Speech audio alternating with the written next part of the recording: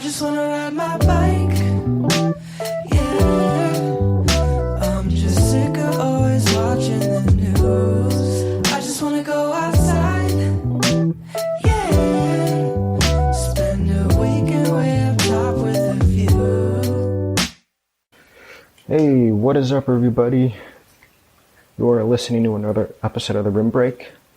I'm your host, Albert, and I am on my bicycle right now. So today we're learning about Ashoka, Innovators for the public. But first, before diving into this organization, I'm going to talk about some terminology. So the only term that I want to go over today is VC, and that stands for venture capital, and basically how it works.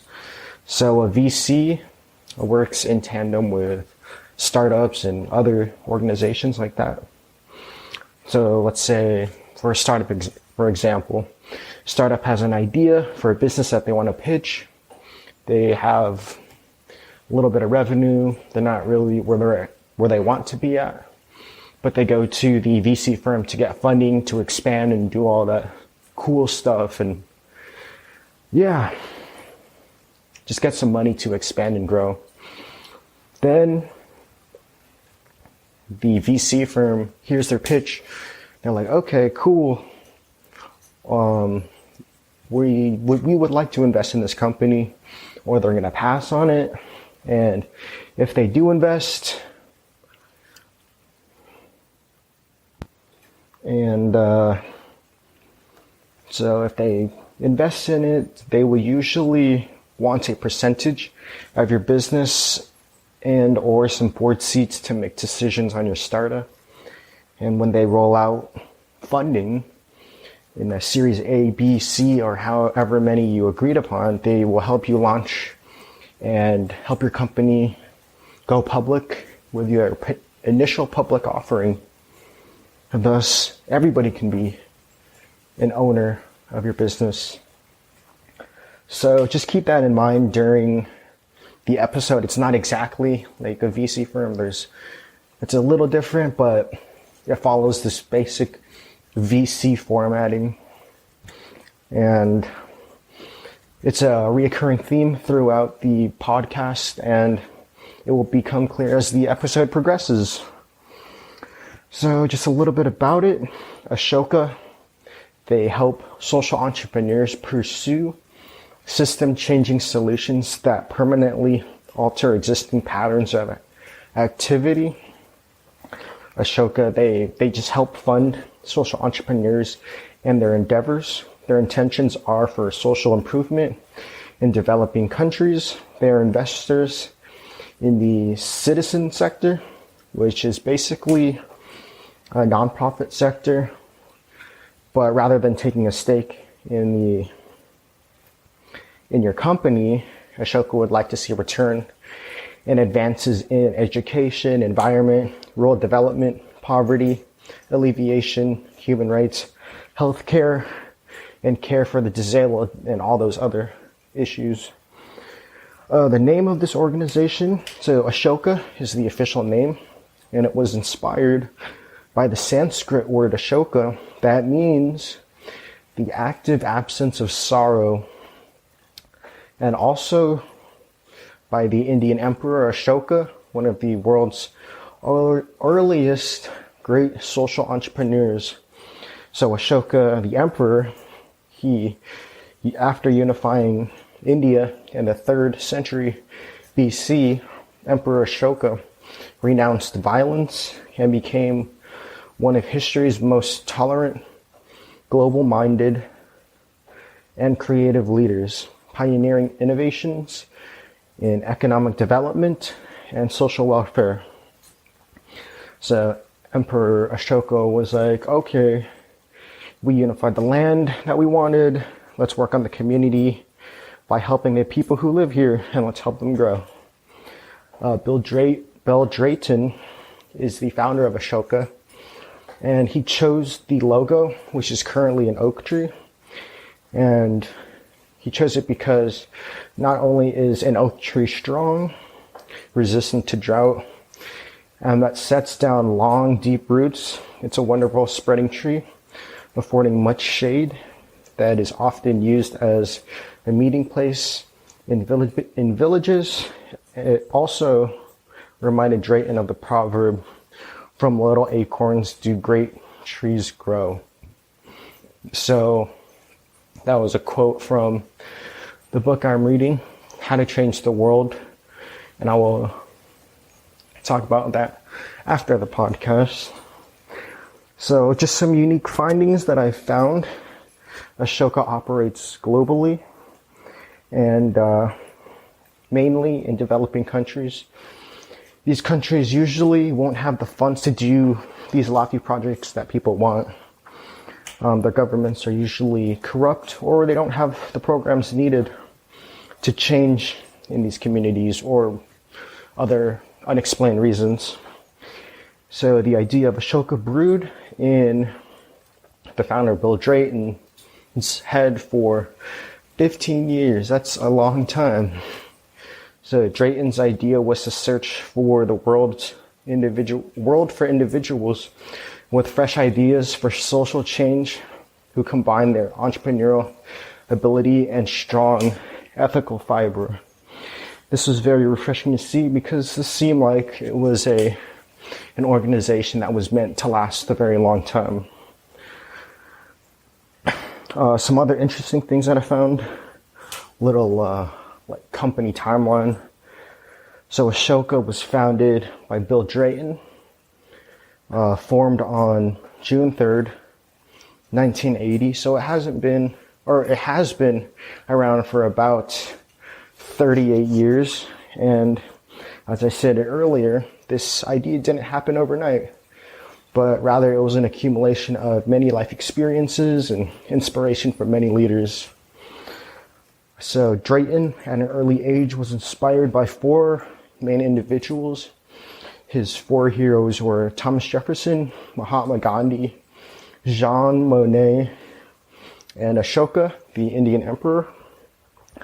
These leaders have definitely left their scratch on the earth, and Drayton wanted to find people who were like this. He wanted to find people who were incredibly driven and wanted to solve problems in the world, like income inequality and all those other social problems.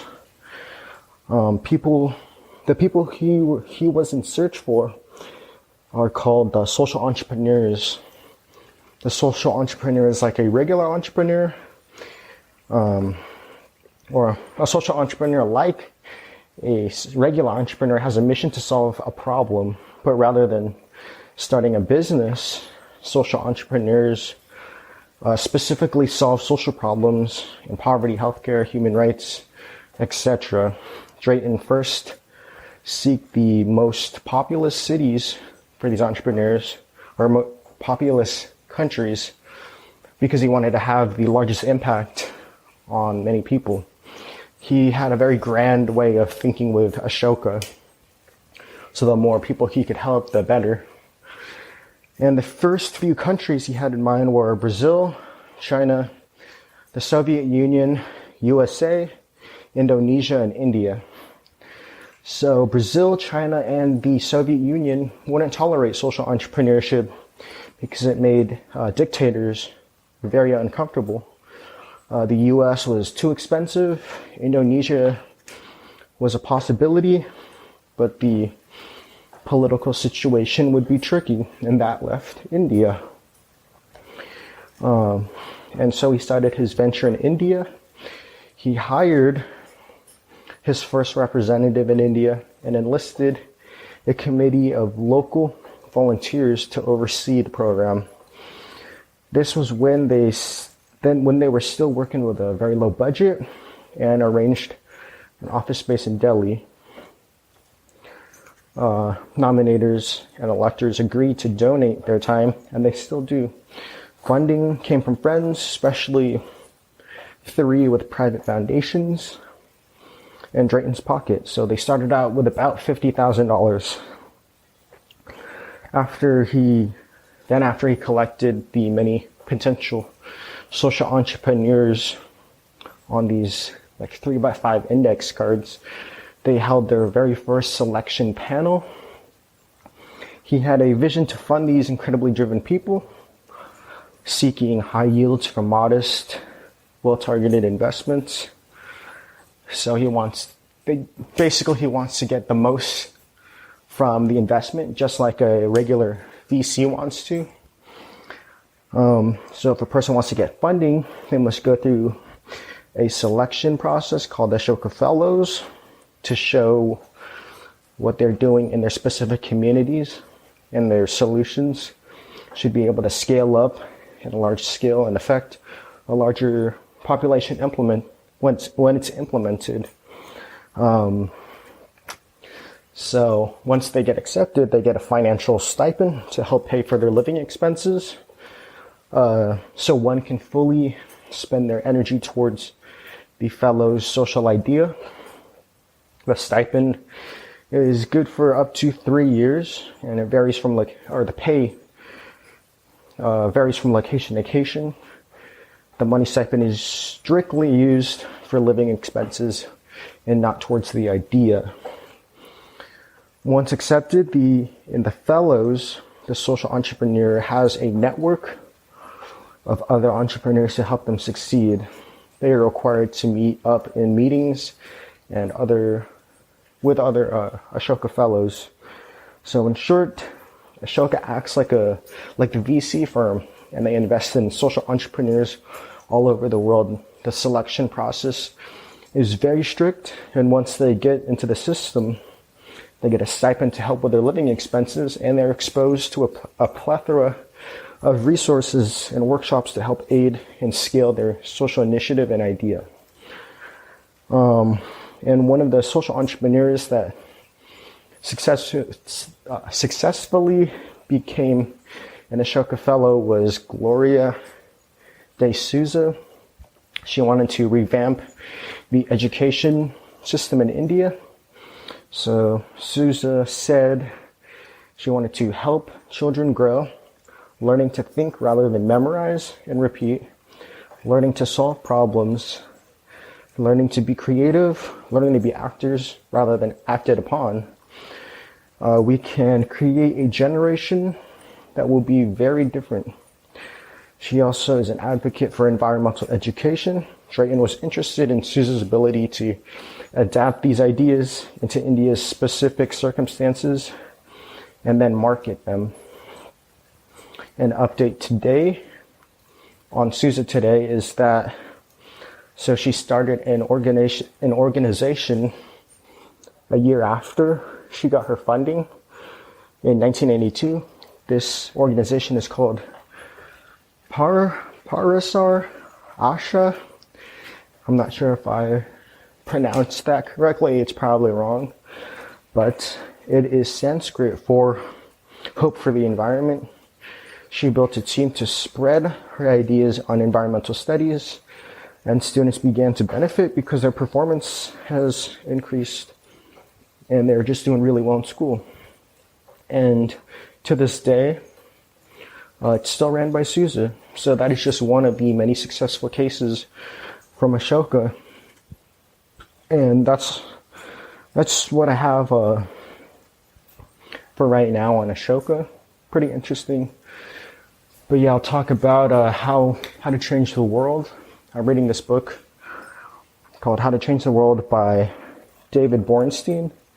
And Ashoka was one of the organizations that was in there. And I was like, I've been doing a lot of for-profit businesses. It's good to dive into some nonprofits. And yeah, I'm really excited about Ashoka.